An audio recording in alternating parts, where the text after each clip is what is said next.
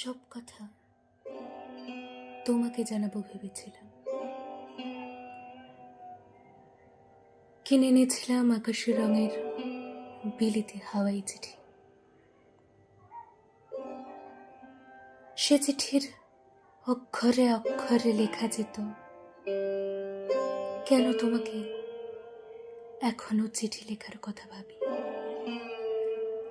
লেখা যেত, আমাদের উঠোনে কামিনী ফুল গাছে এবার বর্ষায় ফুলের ছড়াছড়ি। তুমি আরেকটু কাছে থাকলে বৃষ্টি ভেজা বাতাসে সে সৌরভ তোমার কাছে পৌঁছত, আর তোমার উপহার দেওয়া সেই স্বচ্ছন্দ বেড়াল ছানা এখন এক মাথা মোটা অতিকায় হলো। সারা রাত তার হুঙ্কারে পাড়ার লোকেরা অস্থির। তোমাকে জানানো যেত, এবছর কলকাতায় গ্রীষ্ম বড় দীর্ঘ ছিল। এখনো পর্যন্ত বর্ষার হাবভাবও খুব সুবিধের নয়। এদিকে কয়েক মাস আগে নিউ মার্কেট অর্ধেকের বেশি পুড়ে ছাই, আর 2 নম্বর হাওড়া ব্রিজ শেষ হওয়ার আগেই যে কোনো 2 নম্বরই জিনিসের মতো ঝুরঝুর করে ভেঙে পড়ছে। এদিকে এর মধ্যে আবার নির্বাচন এসে গেল, অথচ কে যে কোন দলে কার পক্ষে তা আজও জানা গেল না।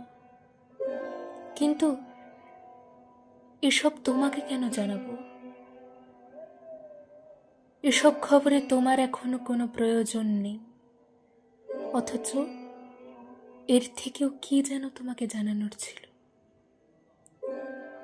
কিছু একটা আছে,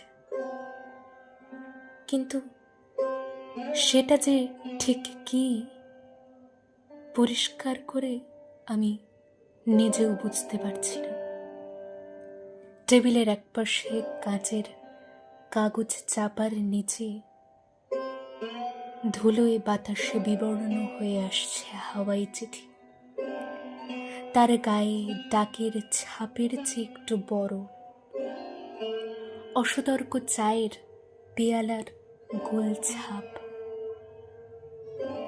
পাখার হাওয়ায় সারাদিন সারা রাত ফড়ফড় করে ডানা ঝাপটায় সেই ঠিকানাবিহীন রঙিন ফাঁকা চিঠি। অথচ তোমার কাছে তার উড়ে যাওয়ার কথা ছিল, উড়ে যাওয়ার কথা ছিল।